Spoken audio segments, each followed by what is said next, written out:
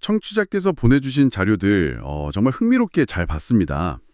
AI 데이터 센터의 미래에 대한 유튜브 인터뷰 영상이었죠. 네네. 근데 주제가 좀 뭐랄까 공상과학 영화 같더라고요. 궤도 컴퓨팅. 데이터 센터를 아예 우주로 옮겨버리자는 아이디어잖아요. 그렇죠. 처음 들으면 이게 가능한가 싶죠. 네. 처음에 좀 황당하게 들렸는데 자료로 이렇게 파고들수록 이게 그냥 몽상가들의 이야기가 아니더라고요. 맞아요. 오히려 굉장히 현실적인 계산에 기반한 아이디어죠. 사실은 이 개념을 주도하는 사람들이 누군지 보면 바로 감이 와요. 아, 그 실리콘밸리의 거물들. 네, 일론 머스크, 제프 베이조스, 순다르 피차이.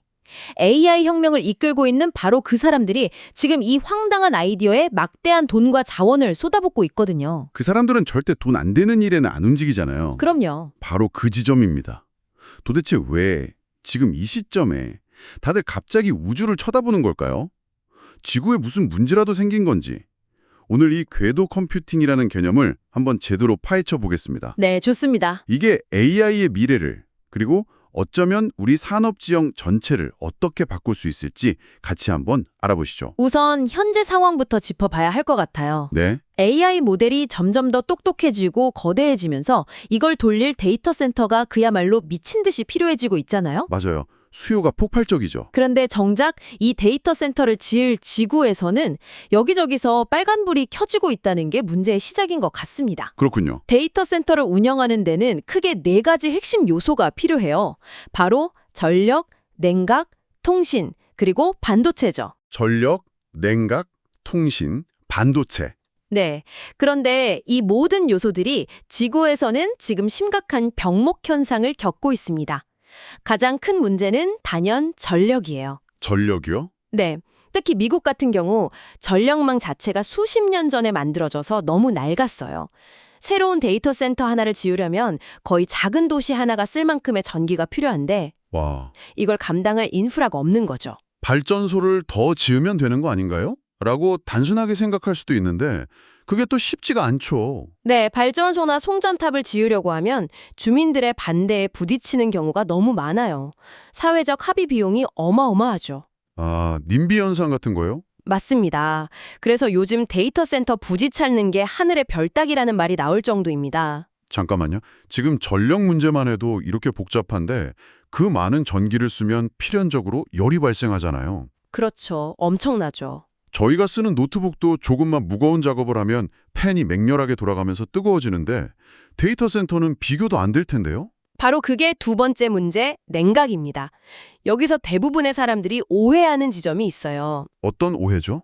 데이터 센터라고 하면 보통 반도체 칩이 빽빽하게 들어찬 모습을 상상하시죠? 네, 그렇죠. 하지만 실제 데이터 센터의 질량과 부피, 그리고 비용의 70% 이상을 차지하는 건 다름 아닌 냉각 장비입니다. 70% 이상이요? 네, 컴퓨터라기보다는 거대한 에어컨에 더 가까운 셈이죠. 그럼 우리가 데이터 센터 짓는다고 쓰는 돈의 대부분이 사실상 에어컨 설치비라는 거네요. 그런 셈이죠. HVAC 공조 시스템, 액체 냉각 허브 같은 것들이요. 그리고 이 거대한 에어컨을 돌리려면 또 막대한 양의 물이 필요해요. 아, 물 문제까지. 네. 그래서 데이터 센터들이 강이나 호수 근처에 지어지는 경우가 많은데 이게 또 지역의 수자원을 고갈시키는 환경 문제로 이어지고요. 한마디로 지구에서는 AI를 발전시키기 위한 비용이 기하급수적으로 늘어나고 있는 겁니다. 알겠습니다. 지구는 좁고 비싸고 뜨거워지고 있다. 그래서 이 모든 골치 아픈 문제들을 한 방에 해결할 대안으로 궤도 컴퓨팅이라는 개념이 등장했다는 거고요. 바로 그겁니다. 근데 지구에서의 문제점들이 어떻게 우주에서는 장점이 된다는 건지 이게 잘 상상이 안 되거든요. 아까 말씀드린 핵심 요소들을 우주 환경에 대입해보면 아주 명확해져요. 일단 전력부터 볼까요? 네. 지구에서는 밤이 오면 태양광 발전을 못하니까 낮에 생산한 전기를 비싸고 무거운 배터리에 저장해둬야 합니다. 근데 우주에서는 어떨까요? 우주에서는 위성, 즉 데이터 센터를 24시간 내내 태양을 바라보도록 궤도를 설정하면 그만입니다. 밤이 없죠. 아, 해가 지지 않는 곳으로 계속 움직이면 되니까요. 맞습니다. 게다가 지구 대기에 의해 거너지지 않은 날 것 그대로의 태양 에너지를 받기 때문에 지상보다 에너지 효율이 30%나 더 높아요. 효율도 더 높군요. 네. 배터리가 필요 없으니 무게와 비용이 혁신적으로 줄어들고 더 강한 에너지를 중단 없이 공급받을 수 있죠. 장기적으로 지구에서 같은 양의 컴퓨팅을 하는 것보다 에너지 비용을 10분의 1까지 줄일 수 있다는 계산이 나옵니다. 10분의 1이요? 이건 정말 게임 체인저 수준인데요? 그렇죠. 냉각입니다. 우주에서는 냉각이 사실상 무료입니다. 무료라는 말은 좀처럼 믿기지가 않는데요. 우주선도 과열 문제가 심각하다고 들었거든요. 어떤 원리죠? 이건 함정이 아니라 아주 간단한 물리 법칙을 이용하는 거예요. 뜨거운 커피가 담긴 컵을 생각해 보세요. 컵 표면을 통해 열이 공기 중으로 빠져나가면서 식지 않습니까? 네. 우주는 영하 270도의 거대한 냉동고와 같습니다. 위성의 한쪽 면은 계속 태양을 봐서 섭씨 250도까지 뜨거워지지만 반대편 그늘진 면은 영하 250도 이하로 차갑게 유지돼요. 아, 그 엄청난 온도 차이를 이용하는 거군요. 정확합니다. 데이터 센터에서 발생하는 열을 그 차가운 그늘진 면에 설치한 거대한 방열판, 그러니까 열을 내보내는 판으로 보내기만 하면 돼요. 그럼 저절로 식는 건가요? 네, 열이 저절로 영하 270도의 우주라는 냉동고를 향해 맹렬하게 빠져나가는 거죠. 에어컨을 켤 필요 없이 그냥 창문만 열어두는 셈인데 그 창문 밖이 영하 270도인 겁니다. 와, 지구에서 그 난리를 치던 냉각 시스템이 그냥 판때기 하나로 해결되는 거네요. 바로 그겁니다. 정말 기발하네요. 마지막으로 통신은요. 우주의 데이터 센터들이 흩어져 있으면 서로 정보를 주고받는 게 더 느려지는 거 아닌가요? 오히려 훨씬 빨라집니다. 진공의 힘이죠. 진공이요? 네, 위성들 사이는 레이저로 통신하는데요. 지구의 광섬유 케이블은 빛이 유리 섬유를 통과하면서 미세한 저항과 손실이 생겨요. 하지만 우주는 텅 빈 진공이라 저항이 거의 없습니다. 아, 막히는 게 없으니까. 그렇죠. 빛의 속도에 가깝게 데이터를 주고받을 수 있는 거죠. 우주 공간 자체가 거대한 초고속 인터넷망이 되는 셈입니다. 이 정도 규모의 이야기라면 분명 이 판을 움직이는 핵심 플레이어들이 있을 것 같습니다. 일론 머스크나 제프 베이조스 같은 사람들이 왜 이렇게 확신에 차서 움직이는지 좀 더 구체적인 계획이 있나요? 물론이죠. 이들의 움직임을 보면 이게 단순한 비전 제시가 아니라 구체적인 로드맵을 가진 사업이라는 걸 알 수 있어요. 예를 들면요? 우선 일론 머스크는 이미 스타링크 위성을 업그레이드해서 AI 컴퓨팅 장비를 탑재하는 테스트를 시작했습니다. 아, 스타링크에다가요? 네, 스타링크망 자체가 거대한 분산형 데이터 센터가 되는 그림을 그리고 있는 거죠. 제프 베이조스는 블루 오리진을 통해 움직이겠군요. 맞습니다. 베이조스는 10년에서 20년 안에 우주에서 데이터를 처리하는 비용이 지구보다 훨씬 저렴해질 것이라고 공개적으로 말하고 다녀요. 굉장히 구체적인 기간까지 언급했네요. 네, 불과 1년 전만 해도 막연한 이야기였는데 최근 몇 달 사이에 갑자기 구체적인 계획들이 쏟아져 나오고 있어요. 기술적 돌파구가 마련되었다는 신호로 볼 수 있죠. 구글과 엔비디아의 움직임도 심상치 않다고 자료에 나와 있더라고요. 이 두 회사가 어쩌면 가장 공격적일 수 있어요. 순다르 피차이 구글 CEO는 프로젝트 선캐치라는 이름으로 2027년까지 구글이 자체 제작한 AI 칩을 실은 위성을 쏘아 올리겠다고 발표했습니다. 2027년이면 정말 얼마 안 남았는데요. 그렇죠. 그러면서 10년 안에 우주 데이터 센터가 업계 표준이 될 것이라고 못 박았죠.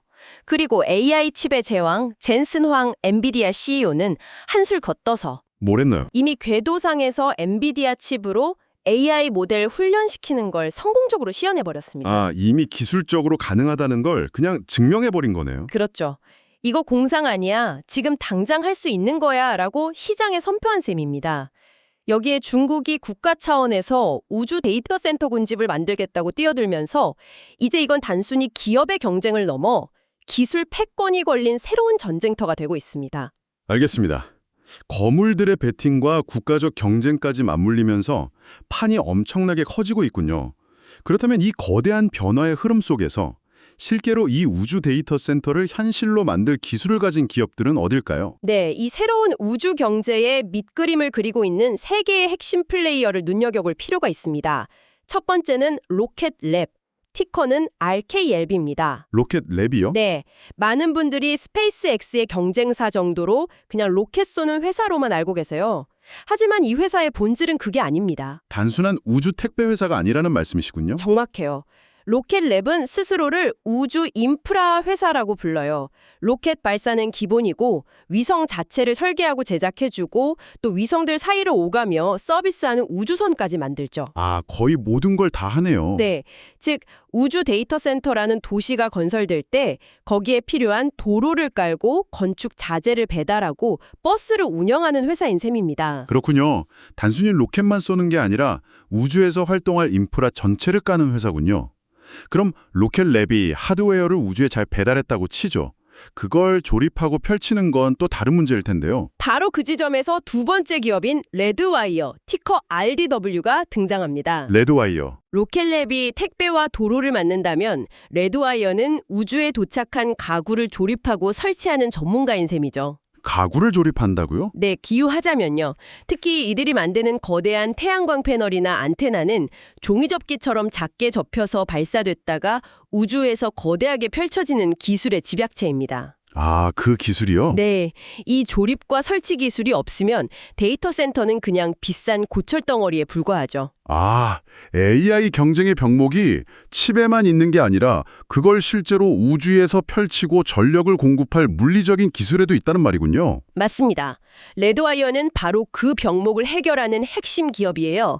이미 나사나 유럽의 탈레스 알레니아 스페이스 같은 굵직한 기관들과 계약을 맺고 기술력을 입증했고요. 그렇군요. 이 회사를 볼 때는 대규모 전개형 구조물 관련 신규 수주 소식이 나오는지를 주목해야 합니다. 그게 바로 이 회사의 성장 엔진이거든요. 자, 그럼 도로, 로켓랩도 깔렸고 건물, 레드와이어도 세워졌습니다. 이제 이 도시가 실제로 돌아가게 하려면 뭔가 더 필요할 것 같은데요. 그렇죠. 도시의 두뇌와 신경망이 필요합니다. 그 역할을 하는 곳이 세 번째 기업 CACI입니다. CACI? 네, 40년 역사의 안정적인 방산 IT 기업인데 최근 우주 분야로 사업을 재편하면서 주목받고 있어요. 이 회사의 전문 분야는 임무 소프트웨어와 보안 네트워킹입니다. 보안 네트워킹이라면 지상보다 우주에서 훨씬 더 중요해지겠네요. 비교할 수 없을 정도로 중요하죠. 수백 수천 개의 데이터 센터 위성들이 우주 공간에 흩어져 있는데 이걸 마치 하나의 컴퓨터처럼 유기적으로 연결하고 외부의 해킹이나 공격으로부터 보호해야 하잖아요. 네, 그렇죠. KCI는 바로 이 통신, 사이버 보안, 기밀 정보 처리까지 전체 시스템을 조율하는 소프트웨어와 네트워크를 제공하는 겁니다. 이미 미 우주군의 네트워크 인프라 현대화 사업을 따내는 등 이 분야에선 독보적이죠. 자, 이야기를 종합해보니 그림이 그려지네요. 지구의 한계라는 명확한 필요가 생겼고 머스크와 베이조스 같은 거물들이 돈과 비전을 쏟아붓고 로켓랩, 레드와이어, 캐시아이 같은 기업들이 기술을 현실로 만들고 있고요. 네. 이건 더 이상 먼 미래 이야기가 아닌 것 같습니다.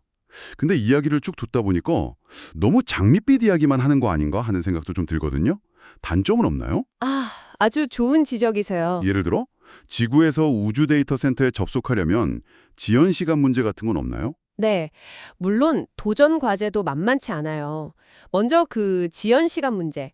이건 사용 목적에 따라 달라져요. 목적에 따라서요? 네, 예를 들어 AI 모델을 훈련시키는 작업은 엄청난 양의 데이터를 몇 주 몇 달씩 처리하는데 이건 굳이 실시간일 필요가 없죠. 이런 작업은 우주에서 처리하는 게 압도적으로 유리합니다. 아, 훈련은 그렇겠네요. 하지만 게임이나 실시간 영상통화처럼 즉각적인 반응이 필요한 서비스는 여전히 지상 데이터 센터나 적외노 위성이 담당하게 될 겁니다.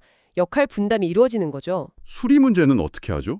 지구에선 엔지니어가 달려가면 되지만 우주에선 불가능하잖아요. 그래서 처음부터 설계를 다르게 합니다. 모듈식으로 설계해서 고장난 부분만 로봇팔이 교체할 수 있도록 만들거나 처음부터 여분의 유닛을 훨씬 많이 쏘아 올리는 방식으로 대응하죠. 그렇군요. 물론 지구보다 수리 비용이 훨씬 비싸다는 건 명백한 단점입니다. 우주 쓰레기 문제도 앞으로 해결해야 할 큰 숙제고요. 그럼에도 불구하고 지구의 근본적인 한계가 너무나 명확하기 때문에 결국은 우주로 갈 수밖에 없다는 게 이 시장을 이끄는 사람들의 판단인 겁니다. 알겠습니다. 모든 걸 우주로 옮기는 게 아니라 각자의 장점을 살려서 하이브리드 형태로 발전해 가겠네요. 자, 오늘 이야기를 정리해보면 궤도 컴퓨팅은 지구의 물리적 한계와 기술 거물들의 막대한 투자, 그리고 지정학적 경쟁이 맞물리면서 생각보다 훨씬 빠르게 우리 현실로 다가오고 있는 거대한 변화의 시작이라고 볼 수 있겠습니다. 맞습니다. 그리고 청취자 여러분께 마지막으로 한번 생각해 보실 거리를 던져드리고 싶어요. 네, 어떤 거죠? 현재 이 모든 계획의 가장 큰 병목은 딱 하나입니다. 바로 발사 비용이죠. 로켓을 한번 쏘아 올리는 데 되는 천문학적인 비용이요. 그렇죠. 그 비용이 가장 큰 장벽이죠.